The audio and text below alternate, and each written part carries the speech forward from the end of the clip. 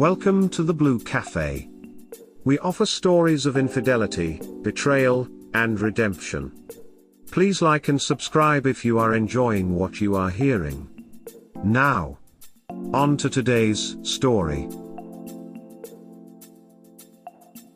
She committed infidelity for 8 years. Rant? Well, I've had a few drinks, and after getting several messages of wanting a backstory, here's one for you good people of Reddit. Me and my then GF, let's call her Succubus, got our first place after high school, so we decided to throw a housewarming party with a few of our friends. Well, later that night I drank way too much after losing too many drinking games, and I ended up getting sick and spent a while in the bathroom trying to pull myself back together, only to end up going to bed and passing out.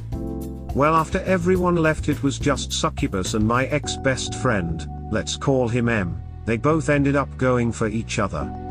I think he initiated it. They ended up in my guitar studio room on the other end of the apartment while I was passed out. And it gets worse. After she slept with him, she came into the bedroom and woke me up around 3:30 am to have round 2 with me. Not knowing at the time what happened. Waking up that next morning, I had this gut feeling something was off but couldn't place it.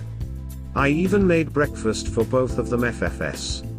It was a month later, me and my ex went to a Halloween party at another friend's place, and after a long night of drinking, Succubus ends up falling asleep and everyone there ended up leaving. I tried to call for a ride home, but my phone died.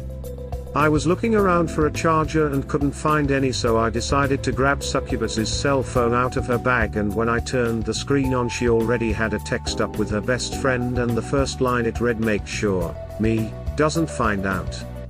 Alarm bells going off, I read on. Succubus told her best friend everything that happened that night and bragged about how exciting and fun it was, and telling her best friend that if the opportunity happened again, she's going to do it. I can't even begin to explain the feeling that came over me. I've never felt a rage and adrenaline rush that hard in my life. All I could see was red and the image of M railing Succubus. I ended up leaving with her phone.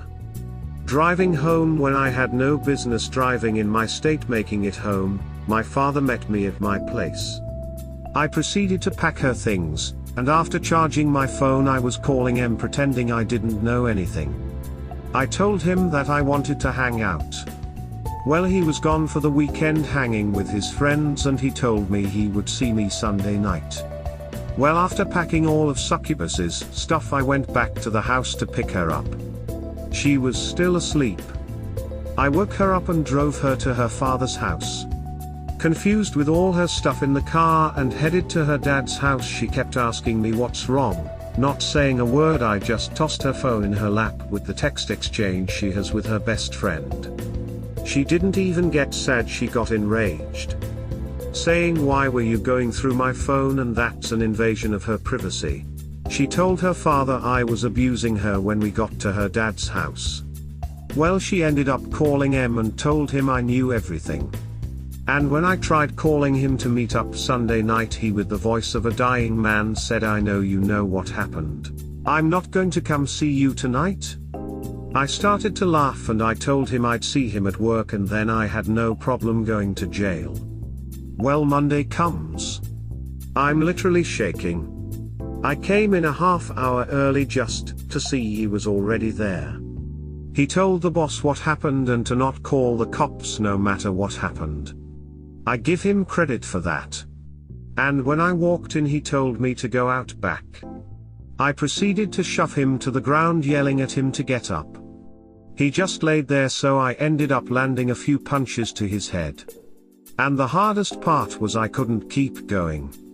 All I could see was him and me in first grade when we first met. It killed me inside. After landing those few punches, I couldn't bring myself to do any more, and I just told him it wasn't over. And walked away. 5 years later, he reaches out to me and we start talking again. After telling me how sorry he was, and after hearing from a bunch of people how he would get drunk and try and end himself from guilt. I told him we could talk from time to time, but things would never be the same. Well, later he ended up falling in love with a woman in his first real relationship. And after a year of dating he finds out she was cheating on him. He was devastated. M hasn't gone a day without drinking at least a 6-pack, and his drinking became a lot worse. I ended up getting a call about a week later while I was at work from him. I could barely understand him. He was crying and blubbering words from being intoxicated. All he kept saying was, "I'm so sorry, I deserve this, and I hope you can forgive me, goodbye." He hung up and I tried calling him a bunch with no answer. I notified work and told them I had a family emergency and left. I made it to his house in record time. When I got there I ran to his door. One of those solid glass doors I saw through him hanging from the ceiling, flailing his arms and legs frantically. I threw the door open and grabbed his legs and hoisted him up. The emotional roller coaster I was feeling was insane. Sure, I hated this guy for what he did. But he didn't deserve to die. After a long conversation and getting him sober, I helped him get clean. Just over this past summer I got a text from him saying, "1 year ago today you saved my life. My name, love you brother. Today is my 365th day of sobriety. I can't believe I made it. Every day I feel conflicted. I hate him. But I'm happy for him." Can you guess what Succubus said when she found out? Or poor M, this woman is a psychopath. And had zero remorse for the pain and destruction she caused. This is just one of the stories I have of my time with Succubus. M at least had the decency to be ashamed of his behavior. Her, on the other hand. Psychopath seems like a mild description. Wowza. Such a crazy story. Hope you're on your way to healing, mate. After typing this I was laughing cause it sounds like a poorly written drama show. I recently cut M from my life. Kinda the reason I'm drinking, and decided to write this out. I may have forgiven him but I can't forget it. And it's not something I want to keep reliving in my head.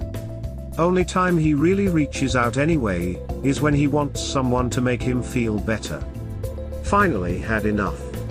He goes through his breakup and I was there for him.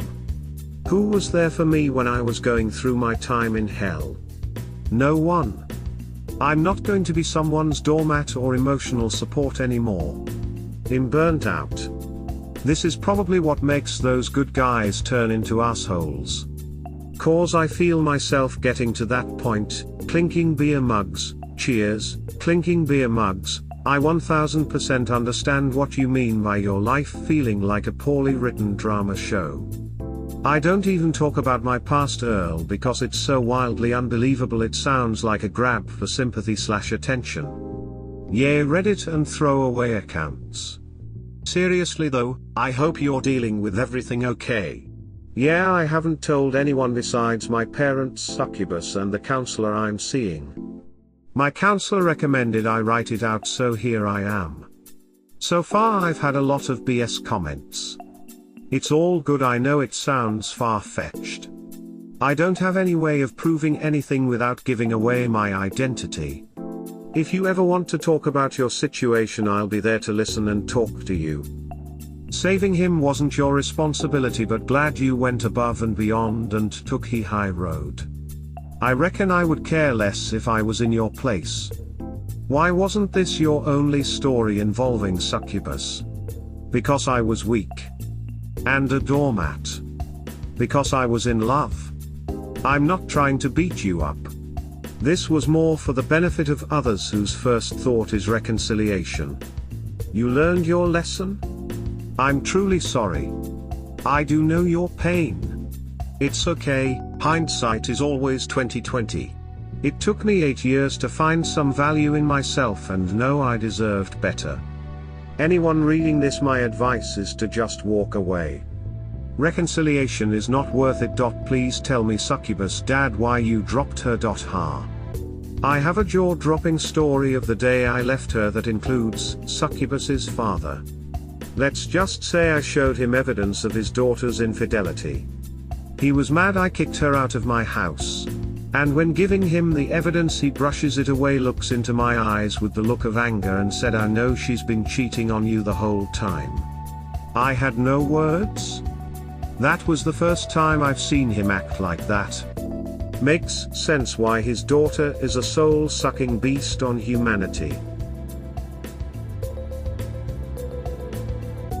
We hope you have enjoyed today's episode.